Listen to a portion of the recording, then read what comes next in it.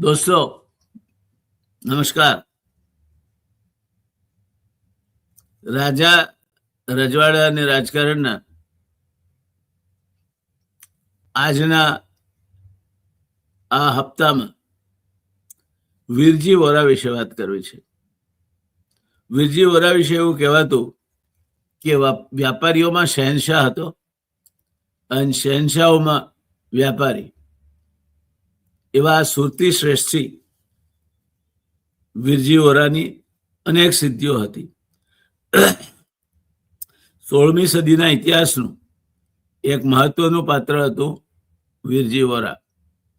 એણે સુરત, ગુજરાત અને ભારતને ચા અને કોફીનો સ્વાદ લગાડ્યો અને ભારતીય તેમજ ગુજરાતી બજારમાં ચા અને કોફીને વાસ્તે ગાજતે દાખલ કર્યા. એનું શ્રેય વીરજી વોરાને જાય છે. મોગલ દરબારમાં પણ એનું માન હતું. અંગ્રેજો અને પોર્ચુગીઝો એને શાતિર હરીફ તરીકે જોતા. એ જમાનાના ગુજરાતે સદીઓથી દરિયાના માધ્યમથી પોતાનો વેપાર વિકસાવ્યો હતો. ઉત્તમ કક્ષાના વાણ અને એવા વાળોનું સંચાલન કરનાર વાળવટીઓ પેદા કરવા માટે ગુજરાતની આબોહવા અનુકૂળ. તે જમાનામાં વિશ્વ સાથે વેપાર કરવા માટે દરિયો ખેડવો પડતો. ઇજિપ્ત, મેસોપોટેમિયા, ઈરાન, અરબસ્તાન, ચીન, Indonesia, Malaysia, Thailand, Singapore, Vietnam, Cambodia તેમજ ફિલિપિન્સ જેવા અગ્નિ એશિયાના દેશો મલેશિયા અને એની ગૂંથણીમાં અનોખી ભાત પાડતો. શ્રીલંકા, આમ બધા જ વિદેશો સાથે ભારત વેપાર કરતું. એ આખા આ દરિયાઈ નેટવર્કનો ભાગ પણ હતું. ગુજરાતની સમૃદ્ધિને દરિયાથી અલગ પાડીને જોઈ શકાતી નથી. કદાચ એટલે જ કહેવત પડી હશે કે ડાયો દીકરો દેશાવર ભોગવે અને ડાહી વહુ કુટુંબ સંભાળે. આવી જ એક બીજી કહેવત છે, જે જાય જાવે તે પાછો ના આવે, અને જો પાછો આવે તો પરિયાના પરિયા ખાય તેટલું લાવે, એટલું અઢળક કમાઈને આવે. મોગલ સામ્રાજ્યનો શાસનકાળ ઢળી રહ્યો હતો. બ્રિટિશરોની ગુલામીની બેડીઓમાં આપણે જકડાવાના હતા.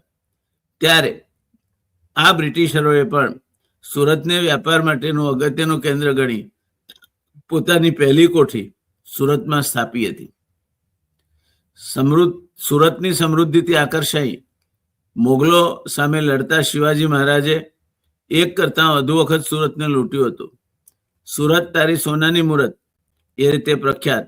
આવું સુરત અયાસ, ગોપી મલેક, ભીમજી વોરા અને વીરજી વોરા જેવા નવરત્નોથી સુરત ખ્યાતિ પ્રાપ્ત હતું. વીરજી એવો તો કાબો શાહ સોદાગર હતો કે એનાથી અંગ્રેજો પણ ગભરાતા. પ્રોફેસર મકરંદ મહેતાએ એમના પુસ્તક ગુજરાત અને દરિયો ના પાના નંબર 96-97 પર વીરજી માટે કંઈક આ મુજબનું લખ્યું છે. એક વેપારી તરીકે વીરજી શકરાબાદ જેવો તેજ અને ખતરનાક હતો. એ બજારોના વલણોનો અભ્યાસ કરતો, અટકળો અને આગાહીઓ કરતો અને ઘણીવાર તો વાણમાં પડેલો બધો જ માલ ખરીદી લેતો. વીરજી વોરાએ ઈસવીસન 1633માં અંગ્રેજોને એક જ સોદામાં 12,000 તોલા સોનું વેચ્યું હતું. વીરજી કેવો ખતરનાક હતો તેનો એક દાખલો 1625માં એક વખત અંગ્રેજ વેપારીઓએ બજાર માટે પીપર ખરીદવાનું નક્કી કર્યું. વીરજીને આની ગંધ આવી એટલે ટૂંક સમયમાં જ પીપર ભરીને આવતા ડચ વાળોનો આગોતરો સોદો કરી નાખ્યો. અંગ્રેજોને આની ખબર પડી કે સુરત આવેલો માલ વેચાઈ ગયો છે, ત્યારે એમણે પોતાના એજન્ટોને પીપર ખરીદવા મલબાર કિનારે મોકલ્યા. એજન્ટો કદાચ એ ભૂલી ગયા કે એમનો પનારો વીરજી સાથે પડ્યો હતો. વીરજીએ પહેલા જ એના આડતિયાઓને મોકલીને મલબાર કિનારેથી બધી જ પીપર ખરીદી લીધી અને અંગ્રેજોને દોડા ભાવે વેચી. વીરજીની આ પ્રકૃતિનું વર્ણન કરતા અંગ્રેજો સુરતની કોઠીના મુખ્ય વહીવટી અધિકારીએ બ્રિટન પત્ર લખ્યો કે વીરજી વોરા એ ખંધો ઇજારાવાદી છે અને માલની જમાવટ કરી આપણને હંફાવે છે. એક ગુજરાતી તરીકે, એક ભારતીય તરીકે અમને સૌને નાશ છે વીરજી તારા પર કે તે બ્રિટિશરોને પણ નાકે દમ લાવી દીધો હતો. એક શાહ સોદાગર તરીકે વીરજી વોરાની ધાક ગણો કે પ્રતિષ્ઠા. અંગ્રેજો પણ વીરજીને ખુશ રાખવાનો પ્રયત્ન કરતા અને અવારનવાર એને મોંઘી ભેટ સોગાદોથી નવાજતા. મોગલ દરબારમાં વીરજીના સમકાલીન શાંતિદાસ ઝવેરીની માફક જ એનું પણ સારું એવું માન હતું.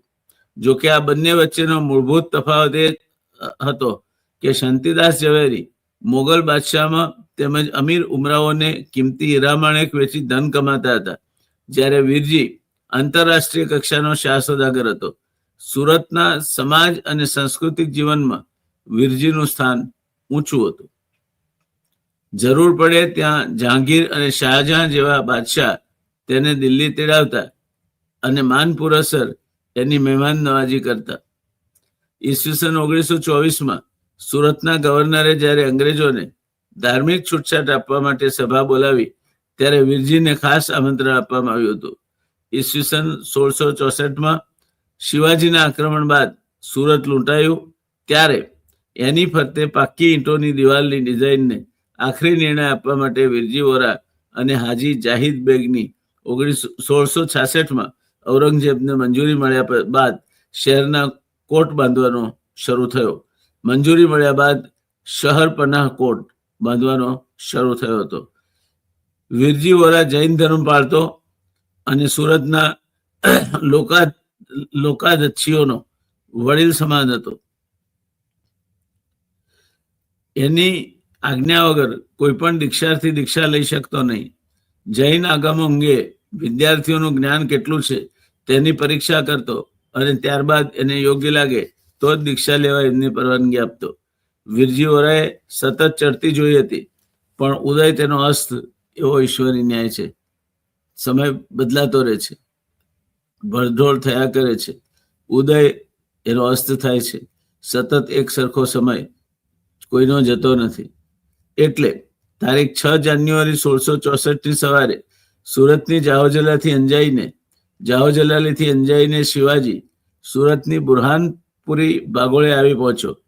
શિવાજીએ સુરતને સતત 5 દિવસ સુધી લૂંટ્યું અને બાળ્યું. વીરજીની હવેલી અને ડચ કોઠી નજીક હતા. એની હવેલીમાંથી 22 રતલ મોતી, 6 પીપ ભરીને સોનું અને ઝવેરાત શિવાજીએ કબજે કર્યું. પણ એથી ખરાબ વધારે મળવાની આશાએ શિવાજીએ વીરજીની હવેલી અને વખારમાં સુરંગ ચાંપી. આ રીતે ઈસવીસન 1664ની શિવાજીની પ્રથમ લૂંટ દરમિયાન વીરજી સંપૂર્ણપણે લૂંટાઈ ગયો. શિવાજીએ બીજી વખત સુરતનો 1670માં 3 ઓક્ટોબરથી 5 ઓક્ટોબર સુધી 3 દિવસ માટે લૂંટ્યું. વીરજી વોરા 1670માં 85 વર્ષની જૈફ ઉંમરનો હતો. આ ઉંમરે સુરતથી ભાગીને એણે સુવાલીમાં શરણું લીધું. તે લગભગ તૂટી ગયો હતો. છેવટે આઘાત ગણો કે ઉંમર 1670માં તે મૃત્યુ પામ્યો.